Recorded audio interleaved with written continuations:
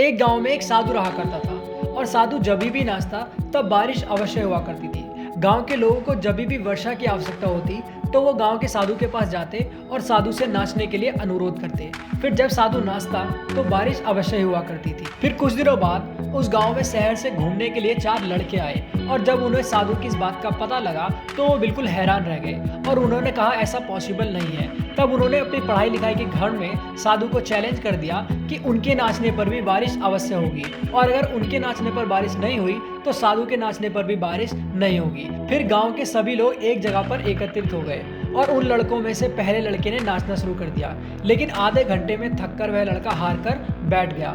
फिर उसकी जगह दूसरे लड़के ने ली और वो भी 1 घंटे तक नाचने के बाद हार कर बैठ गया और ऐसा ही बाकी के 2 लड़कों ने भी किया, लेकिन उनके नाचने पर भी बारिश नहीं हुई। जिसके बाद उन्होंने हार मान ली और गुरुजी से नाचने के लिए कहा।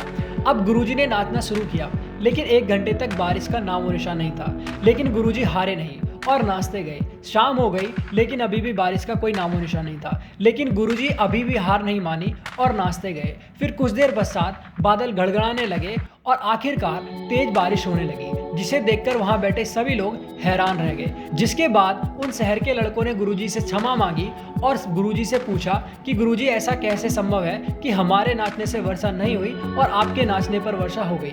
तब गुरुजी ने उन्हें बताया कि जब मैं नाचता हूँ तो यह सोचता हूँ कि मेरे नाचने से वर्षा अवश्य ही होगी और दूसरा मैं तब तक नाचता हूँ जब तक बारिश हो नहीं जाती। जिंदगी में सफलता का भी यह सूत्र है। सफल व्यक्ति किसी काम को ये सोच के करता है कि वो उस काम को करके ही मानेगा और वह इस काम को तब तक करता है जब तक वह उस काम में सफल नहीं हो जाता है। दोस्तों, आपको ये कहानी कैसी लगी कमेंट में ज़रूर बताएं और ऐसी अमेजिंग मोटिवेशनल स्टोरीज के लिए हमारे चैनल को सब्सक्राइब कर लें।